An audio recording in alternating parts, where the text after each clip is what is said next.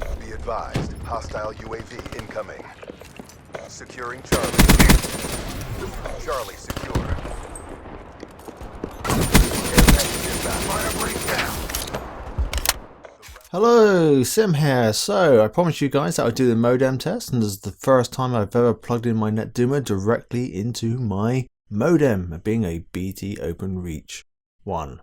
So for those of you on BT, it's BT Home Hub at btbroadband.com.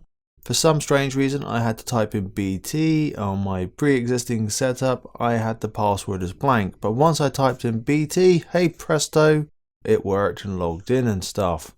Now, what I'll do is just quickly cover some of the results, and as I expected, really at the end of the day, I didn't get any difference because I'm not on a super duper fast internet. You know, I'm not on a 250 megabyte download type package. The best sort of result from a speed test was an 8 millisecond, but that was a one-off. I couldn't really get anything consistent. So basically, at the end of the day, I got a 75 meg download and a 17-ish meg upload. So that's what I got. I tried IPv6, so I would have that enabled to see if that made any difference on the WAN interfacing that interfaces to the internet, and then have it disabled, so it's IPv4 effectively. So that made no real difference to me speed wise. For that extra bit of performance at the moment, I'm leaving it as with IPv6 off.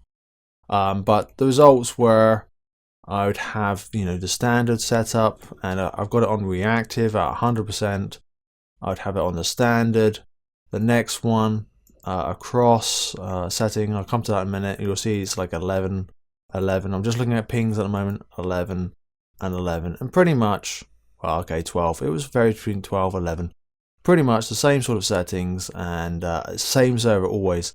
So you'll see Maidenhead and Rapid Switch. So I tested it consistently. I would reboot the router between as well, just to make sure there was absolutely, you know, to be the best I could.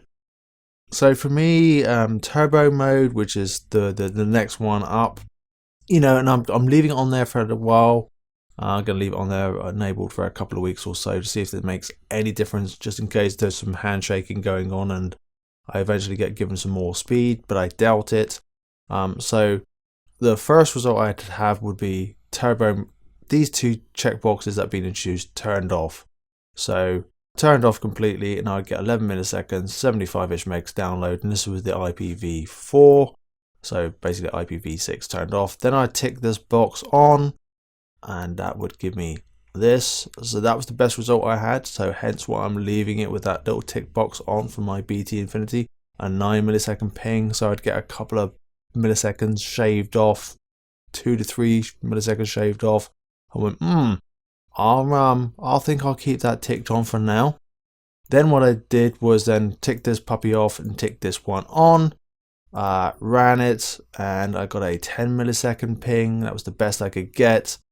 And then, because, you know, the website says, you know, you only need to, you know, tick this one on for the super duper high.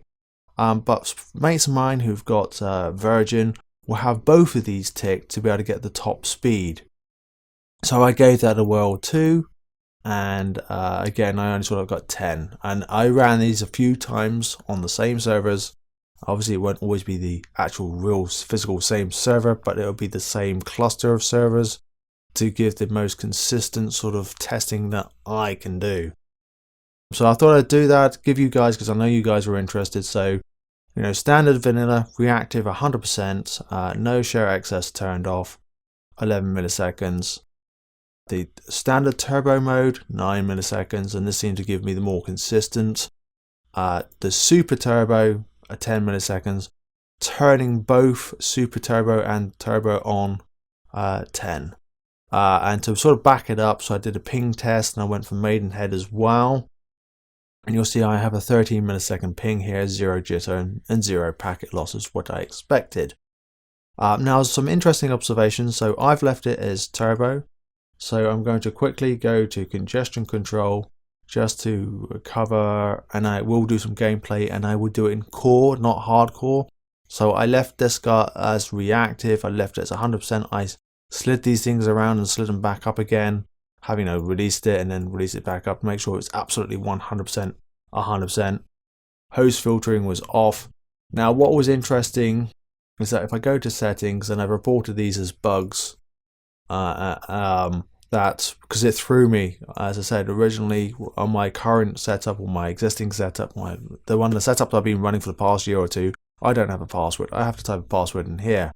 But when I click apply, and I got an MTU automatically enabled, when I click apply, and it takes those settings into effect. I've tried also using the clone here for cloning my existing, BT home hub MAC address that I cloned in my TP link. It didn't made no difference. But what's confusing and what's worrying at the moment is I get this interface WAN not found up here. So if you get that, you still got internet access.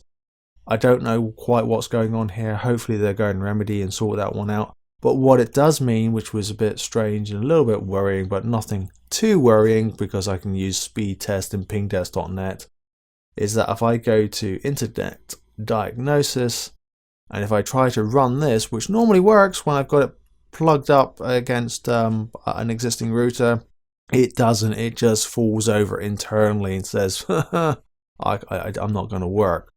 But on the whole, so for me personally, I didn't expect too much change. I'm obviously going to leave turbo ticked.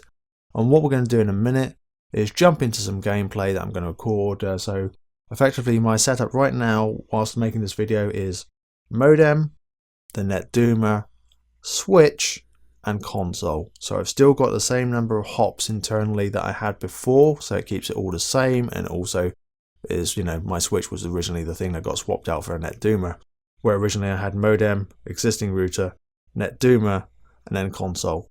So I've still got the sort of like 4 things in a chain, if that makes sense. So it's modem, Netduma, switch, and console. So that's what I'm going to have. So I'm going to run the Xbox and then the PlayStation. I'm going to play in core and give you some examples of good gameplay.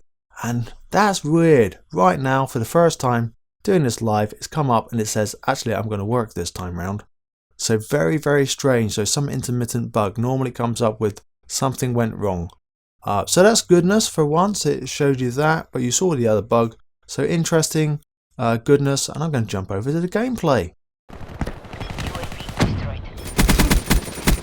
Settle down. Losing A. Friendly server inbound. Talon awaiting order. Friendly UAV inbound. Firebreak kill. Steal yourselves. There's another round coming up. Securing Bravo. UAV inbound. Hostile UAV spotted.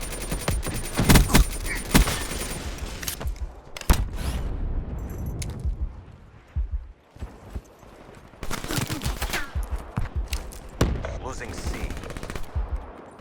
Losing Alpha. Can't confirm. Losing Bravo. Enforcer defeat.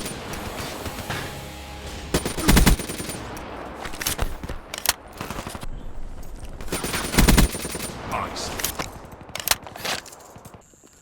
We lost A. Charlie secure. EKIA. Enemy took Bravo. Multiple hostile UAV spotted. Losing Charlie. That's secure.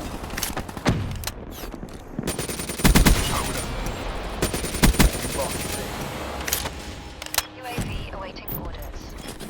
In the turn, sensors are capturing all. Securing Charlie. Ruined down.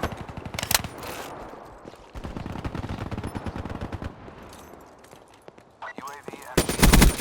Confirming kill. Bravo. Lightning strike awaiting. Losing A. Care package inbound. Enemy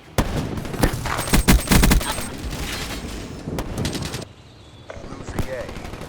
Pulse ready. Smoke 'em. Threat neutralized.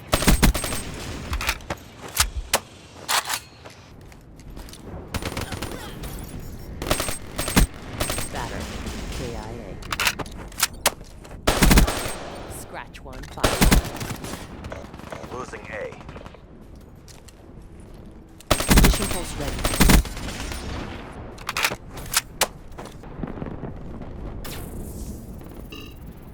Target spotted.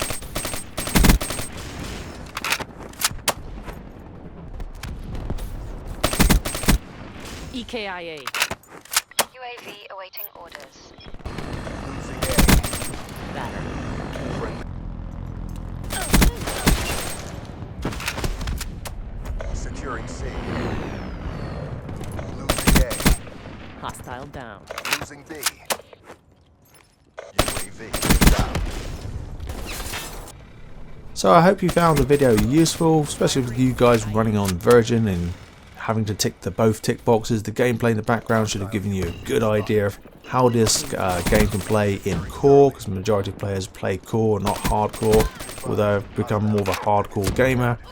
As always, appreciate a thumbs up. Feel free to drop comments down below, I always answer. And stay in touch with my videos. Go and hit that subscribe button if you're not already subscribed.